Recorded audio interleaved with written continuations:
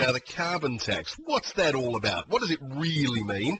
And what are we doing to our houses and our office buildings going forward to make things, well, a little more sustainable? Someone who knows a lot about sustainability is John Brodie, because he's from VIM Sustainability, and he joins us now. G'day, John. Good evening there, Jason. How are you? I'm really well, mate. And yourself?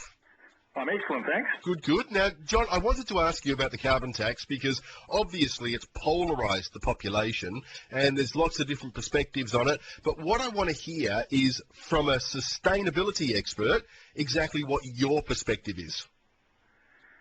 Look, the carbon tax is an extremely interesting issue going on at the moment, as you can imagine. First of all, I'd like to just give you a couple of facts straight from the Australian Treasury. 2009, 2010, we emitted, as a country, 578 million tonnes of carbon. So it doesn't matter that people keep saying that Australia is only responsible for 1.5% of the world's pollution. 570 million tonnes is still a ridiculous amount of CO2. Yeah, we can't keep... We've got to pay the piper sometime. We can't keep emitting carbon into our environment and thinking it's not doing any harm. Now, do I worry whether the guy down the road keeps his house clean? His house down the road isn't clean, so I'm not going to keep my house clean. How does that work? That's a good perspective, true. Now, if we do nothing about carbon, yeah, by 2050, we'll have emitted annually 1,008 million tonnes. That's what our annual emissions will be. And that's a billion tonnes. 1,008 million tonnes, yeah. And if we do nothing between now and 2050, we will have emitted 17,000 million tonnes by 2050 without any reduction. Now, if we do the reduction we're talking about through the carbon tax, we will be, by 2050, emitting 11% of what we would have emitted if we'd done nothing. Yeah. Yeah? And I guess there's an argument to say as well that someone has to go first, or otherwise, we're all jockeying around saying, you go first, no, you go first, no, you go first. Instead, Australia's taking the lead here and saying, well, bugger you lot, we're going to go and do it. Well, look, we're sort of taking the lead, but we're not taking the lead in many ways. If you go to London, when I was in London recently, I was met over there with the National Sustainability Manager of Sainsbury's, the second biggest retailer in the UK. And they said to me, and my client, who's a major retail client here, what are you guys doing in Australia? Why are you so far behind? And we were looking at their carbon-neutral retail stores, which are stores that are run with daylight, natural ventilation, and lots of unique energy-saving initiatives that they have in their stores. And my client said to the National Sustainability Manager, well, what's the payback on all of this stuff that you do? It must cost you money. And the National Sustainability Manager for Sainsbury's said, we're not interested in paybacks. All we're interested in is how much carbon we're going to save, because if we don't save carbon, that's where we get taxed. That's where the money is. So the money for us is in saving carbon.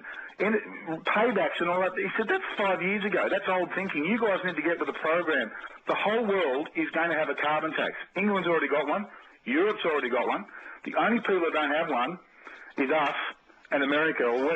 But John, we're the ones that don't agree we should have one. Why is it, I'm hearing from you for the very first time that the UK has got a carbon tax. I was under the impression that we were first. No, we're not first. No, Europe's had a carbon tax for a few years, and they have had great successes. They've had their problems with it. But look, at the end of the day, Jason, the key, what isn't being sold by the Labor government, which is a real pity they haven't done it like this, is that all we're trying to do is improve efficiency in the environment, efficiency in your business. That's what the carbon tax is meant to do. It's meant to say, hey, if you use too much, you're going to pay for it, so don't use so much. So it really is encouraging people to use less, and that doesn't mean they're going to have to sit in a corner shivering with the fire off and not have any lights on.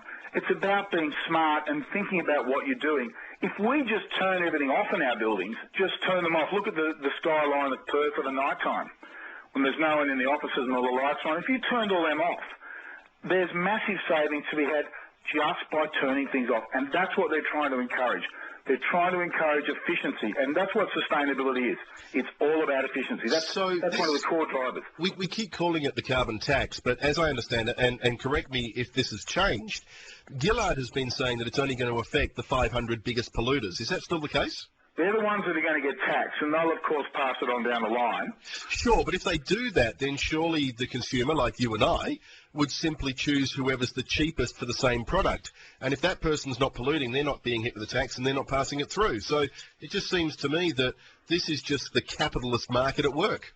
Exactly. And nobody really paid any interest until someone put the word tax on it. Right? Now that we've had the word tax put on it, everyone goes, oh, no, it's a tax. But the reason it's got the word tax on it is because you pay attention. People don't like paying tax. They don't like the idea of someone taxing them.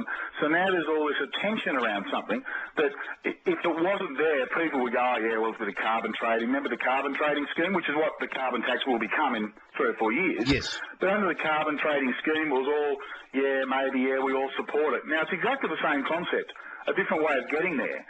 Yet now everyone's up an answer because it's got the word tax after it. But the reason we use the word tax is so that people will sit up and take notice and go, tax, I need to do something about it. And I believe that's exactly the impact that it's having.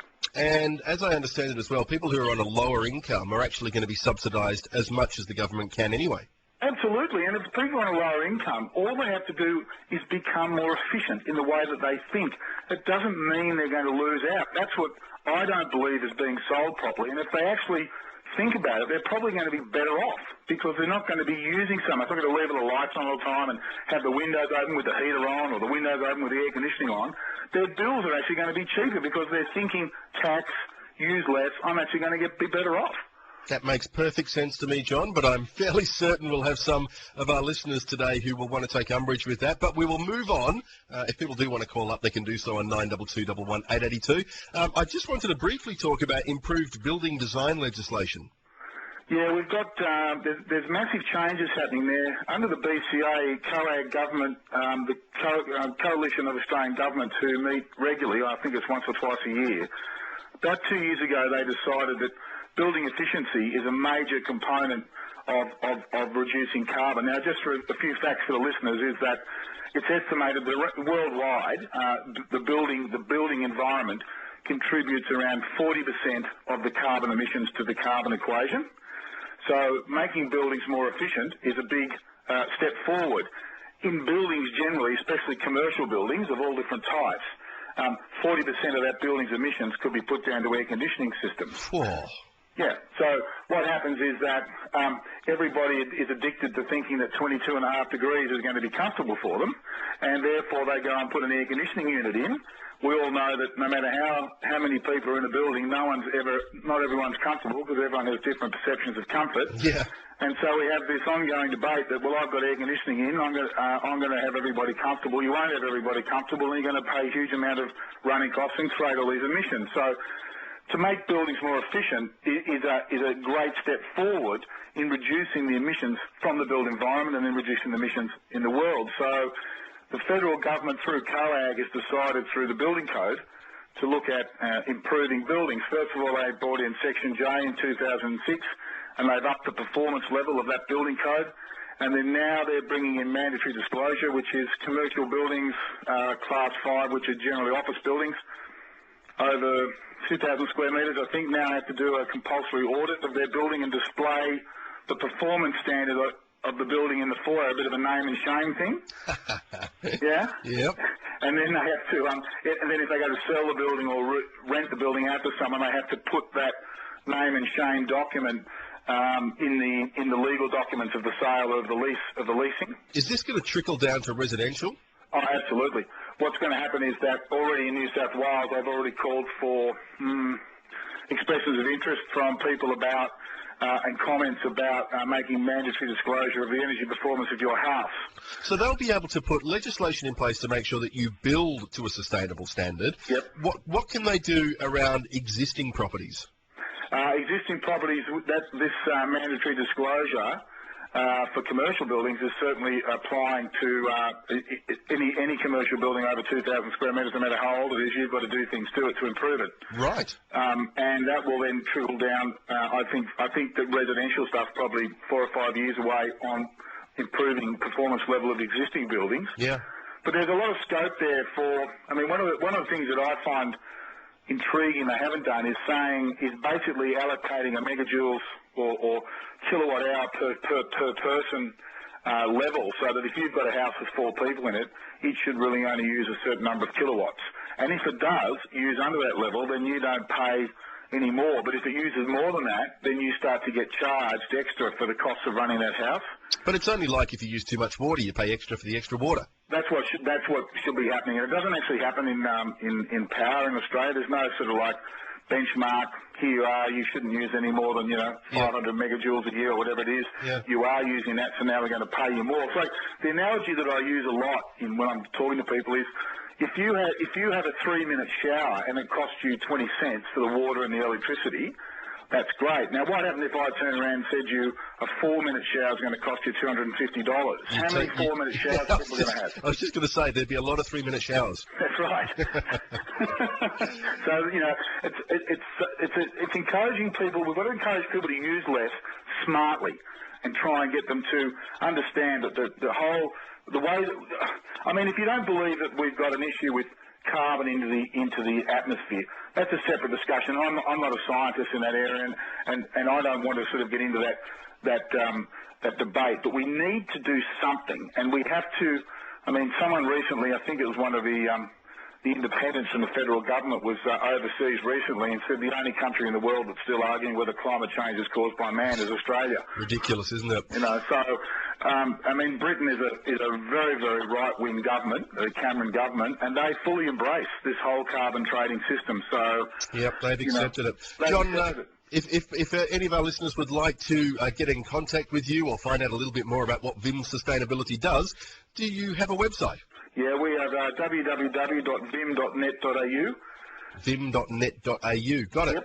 John, and we work in the built environment, improving the built environment and providing strategies for people from homeowners through to, huge businesses on how to reduce their emissions. But primarily we improve the building to improve comfort and reduce emissions in the building environment, yeah. John, thanks so much for joining us today. My pleasure, mate. Cheers, mate. That's Thanks. John Brodie there from VIM Sustainability.